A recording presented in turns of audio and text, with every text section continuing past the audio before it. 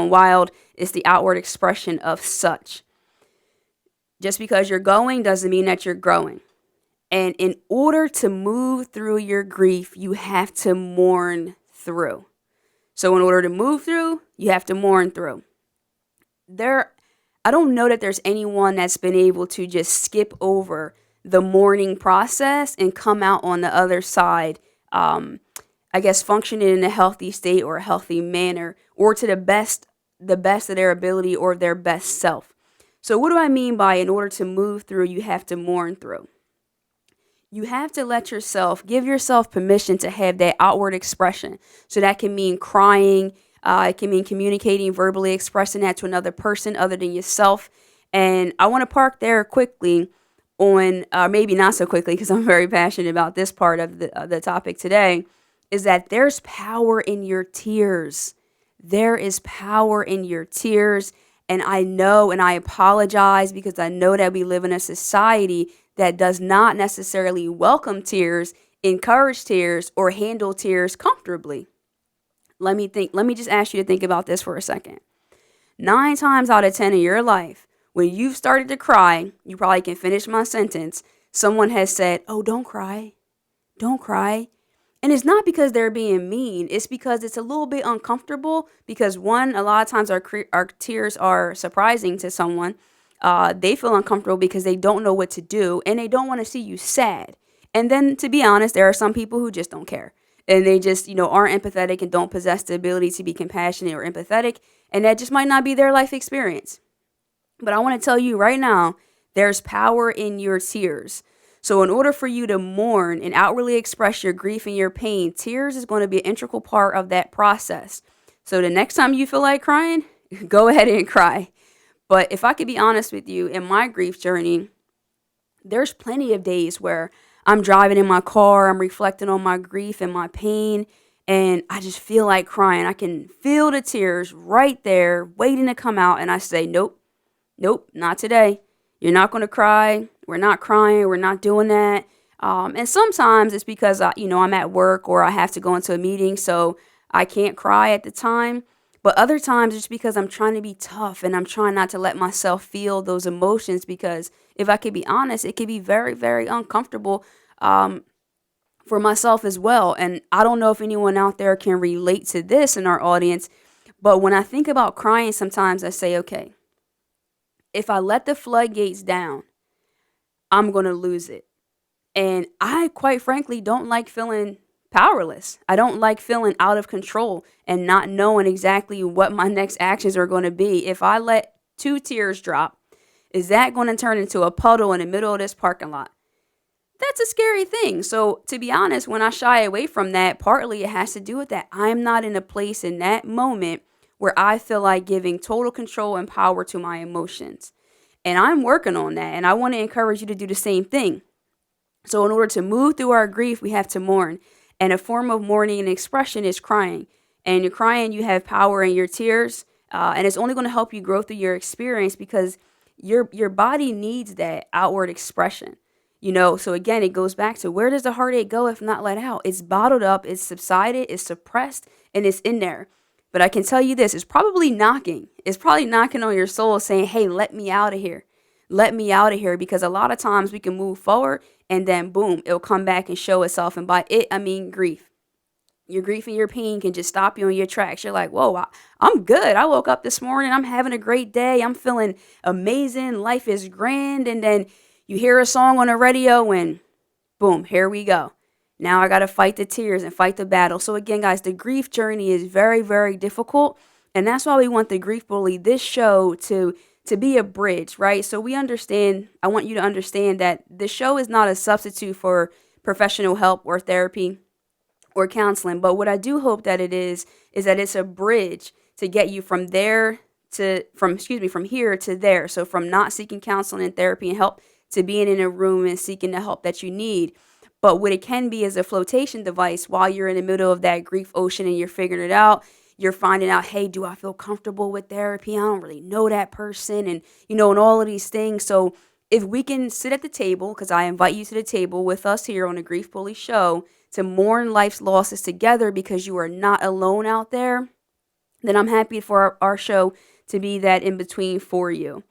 So again, you're grieving versus mourning. And then if you're, just because you're going, you're not growing. In order to move through, you have to mourn through. And there's absolutely power in your tears, because this is the thing. Just because you're not sharing your story, which has to do with your grief and your pain, doesn't mean that you're not carrying it. So it more than likely is weighing you down in so many areas. So I want to tell you, go ahead, let it out, let the pain out, and I'm with you on that. So I just want to give you guys a few seconds to digest that all, process it. If you want to take some notes down, maybe it's thought-provoking, maybe you can write that question for yourself. Where does a heartache go if not let out? And you'd be surprised with the answers that you might come across. So I'm going to take a little breathing room here since we introduced the first half of our show and go into our In Loving Memory segment. So our In Loving Memory segment here on the Griefbully podcast is a part of our show that is very, very important to us here at the Griefbully family, is to acknowledge those that have gone on before us, because it is important to humanize and keep the memory alive. So this week, for our In Loving Memory segment, we're going to say in loving memory to Norma Wilkinson. So it's in loving memory of Norma Wilkinson. She was an amazing and beautiful soul. She's loved and missed dearly. And that is Love Always, Tan. Our next in loving memory goes to Hamza Abdullahi. I love and miss you so much, dear. I'm sticking to the plan. Love, your wife, April. So we just want to send in love and memory. We want to send warm wishes, hugs, and love to both Tan and April. We're proud of you. We salute your courage to start to mourn and articulate and put words to your grief and your pain by honoring and recognizing your loved one, because it is very important for us here to make sure that our loved ones are not gone. Are gone, but never forgotten. And that's super important. So if you have a loved one in your life, one of your angels that have gone on, and you would love to hear them shouted out on the Grief Bully, please email us at thegriefbully@gmail.com. Subject line, In Love and Memory segment. I can't assure you which week we'll shout you out, but certainly tune in every week, because you never know which week it will be. And we would love to have you able to participate in that and have a platform for your to shout out your loved one. So, guys, for this section of the show, I want to do an exercise, but it has to do with our emotional intelligence. So you could think, I think emotional intelligence, depending on your life experience, could have been presented to you in many different ways. A lot of times you look at it in a professional career way, like, hey, being smart when and when not to say things. In this situation here today, what I want to talk about is your emotional intelligence in terms of your vocabulary. So your emotional vocabulary. It is very important, in my opinion, to focus on this when we want to, work to move through our grief and when we want to mourn. Because again, mourning is the outward expression. And while tears is one way, verbally actually communicating that pain and that grief and where you are is another very important part and another great way to mourn. But I understand that we don't always know how to put words to it and what these things actually mean. So, for example, a lot of times we'll just say, I'm hurt. And we think that by saying I'm hurt, that we ourselves fully understand our pain, or the person that we're speaking to or other people in our lives, to just say I'm hurt. While I'm proud of you for taking step one to actually communicate and put a word to your pain, I would like to challenge you and educate you and help you to be able to better articulate your feelings, your emotions, your experience, and your heartache. So, when you say I'm hurt, there are layers to that. There's a lot more behind it. So I'll give you an example. I want you to write this down if you have a pen or paper with you. If you don't and you're listening to the replay, most certainly please get a pen and paper out. I want to do this little short exercise. So I want you to write on the paper, what is my heartache? So in order to even start to express and work on it, we might need to know what our heartache is. I don't think this is going to be a singular word For everyone, it might be multiple words. For me, in my experience, is multiple words. But let's just use an example of this. So if you say on your paper, what is my heartache? And you can say, my heartache is I'm hurt. And then you can draw a circle. So you write the word hurt, put a circle around it, then you draw a line. Well, what are you actually hurt about? So now in this one, I'll put my dad passed away. And now I'll circle that.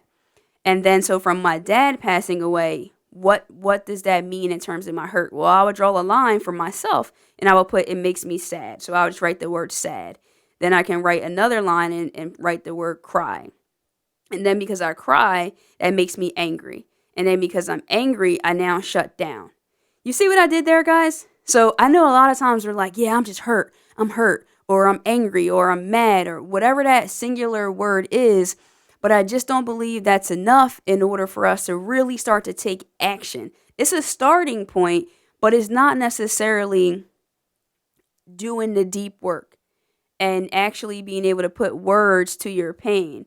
And while we're talking about grief and loss, when I say loss, that could be loss of any kind. So whatever you're going through, whatever your actual heartache is, whether you're just heartbroken due to love, relationship, loss of your job, divorce, and so forth, this exercise could actually work and be beneficial in many ways for us all.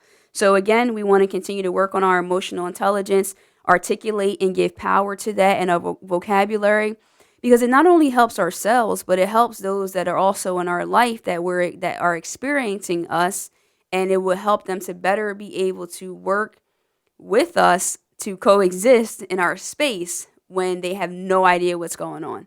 And I understand it can be scary and uncomfortable. A lot of times we want to run from our pain and our grief. So how can we even begin to work on it when we don't even want to look at it? And I just felt like this deep feeling when I said that, when we don't even want to look at it, because it can be quite scary when you actually look at it and see, like, what about this is really hurting me? And this is why you've suppressed it for so long. In addition to the fact that we are in a society that doesn't welcome grief, mourning, loss, crying. Sometimes you may have heard people say, oh, you need to get over it. You should be over it by now. There are some countries where they actually wear a different color clothing to represent the fact that they are mourning. And when I learned that, I thought it was so dope. And maybe it's just the grief nerd in me, but I really thought it was awesome, because to be able to say, hey, that person's wearing whatever color, let's say black, since we all associate that with funerals, and probably for that reason historically. But if they're just dressed in this particular color, you know what state they're in. So then you know how to handle them and approach them and to handle them with care. And if you yourself, you can say, I get this opportunity, no judgment. Everyone knows what I'm going through. It's kind of like a positive scarlet letter, if you will, where everyone knows that you are in mourning right now. So beware. I'm in mourning. I am in deep sorrow, and I am outwardly expressing it, wearing these clothes. I can cry when I want to cry. No one's telling me, chin up, don't cry, wipe your tears, get back to work, stay busy. If you really stop and think about it, when we say all of these things, we are seriously promoting people not working on their mental health and wellness. Like, if you hear that all day long, how can you yourself give yourself permission to grieve and mourn and move through the grief journey and process if you don't feel like you have anyone that understands and is there in your corner to welcome you and not judge you, and for you to have a home and a place to do that? It's very difficult to find the courage to do that without the support and the encouragement of other people. So it's very, very important to understand that as well. That I do understand that there's not a lot of welcoming when it comes to this subject or this topic. Grief is the elephant in the room. That's why we want to welcome you to this table to talk about it. Since last week's episode, I've had a few conversations, and I had a gentleman say, yeah, I want to listen, but I don't do that grief thing. I don't talk about that. Or, I wasn't really sure because, I had someone reach out and say they were interested in potentially being a guest. And then when they knew what the topic was, it was like, oh, it's that kind of show? I don't know if I'm ready for that. You know what I mean? And so I get it, guys, but we have to change that. It's time for us to change the narrative. So many of us are out here suffering and struggling and just getting through and getting by. And it's not the only problem that we have, but a lot of times it's what's really holding us down. And because we have to see the thing about grief, and I'm trying, there's so much that I want to say today, but I am trying to keep it in episodes and be enough to digest and for us to process through it. But it's very important for us to understand that we have to have the power and we have to make a decision and be intentional about our healing and where we want to go with this and where we want to see ourselves on the other side of our emotional pain. Because the thing with grief that it's not laughable at all, it's kind of like the sick joke about it, is that when you heal, when you begin to heal, whatever healing will look like for you, that's not the only grief experience you're going to have. So you go through this, you lost a loved one, you're devastated, you're grieving, you're in shock, you're having a hard time accepting this, and you're not working on it. You're suppressing it and leaving it where it is, doing your best to just get through. Like I said, you're going, but you're not really growing. And then boom, you lose someone else. So that's when I want you to remember that grief will meet you where you are. So if we're not doing the work as these losses happen in our life to try our best to move through it in a healthy way, mourn through it, then it's only going to continue to pile on and stack up. And that's not any good for anyone. So sometimes I know it could be a daunting thought to think, why would I put effort in so that I'm just going to keep losing people? So why does it even matter? And I want to tell you that it does matter, because the goal here is for you to learn to integrate your pain into your life, that you can make new normals and that you can move forward and you can put one foot before the other, every single day and move through this and be an example to those around you as well. Guys, I want to bring in our segment on our show called the Inspirational Boost. And our Inspirational Boost segment is brought to us by our sponsors of this segment, Adina J Designs. They make, create, and inspire through decorated apparel, wedding, and party decor. You can follow them over on IG and Facebook at Adina J Designs, ADENAJAYDESGNS. So again, it's our friends over at Adina J Designs, decorated apparel and more. They will take great care of you. Let them know that I sent you over there. And yeah, check them out on Instagram and Facebook. I'm sure they have a lot of great things that you would be interested in. So the Inspirational Boost is a part of our show and segment where we want to give you an inspirational quote to leave you with, to help you to be in a good mindset and to be encouraged for the rest of the week. So this quote is, "When you are truly changing, you'll notice. You'll be stripped of everything that no longer has a place in your evolution. Elle." Wow, that was super deep. I'm going to actually run that back. When you are truly changing, you'll notice. You'll be stripped of everything that no longer has a place in your evolution. Elle. I think that quote is super dope. I think that the last part of it really is what spoke to me here, is that you'll be stripped of everything that no longer has a place in your evolution. And I don't think that could have been any more perfect in terms of what we're saying here, is that you have to get rid of, you have to be stripped of that thing that is hindering your evolution. And right now, for so many of us out there that are listening to my voice right now, our grief and our pain is hindering our evolution. It is hindering our evolution. So we've got to work one day at a time, every day, to find time to heal. And so when we can say, where does heartache go if not let out? We can say, I don't know, because I let my heartache out.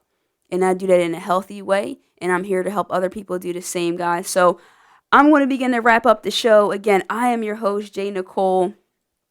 I am super excited to always be here with you every week. This is only episode 2. So we've got a long way to go, but we're happy that that's underway. I want to ask that you guys subscribe, share, that you guys subscribe, share, and review. Just so you guys know out there, my chair just fell. So I just wanted to tell you what happened. So that's why I'm laughing, because I don't think anything is funny about grief. But that's going to be a great blooper with the video part of this. So subscribe, share, review. We are on Apple, Spotify.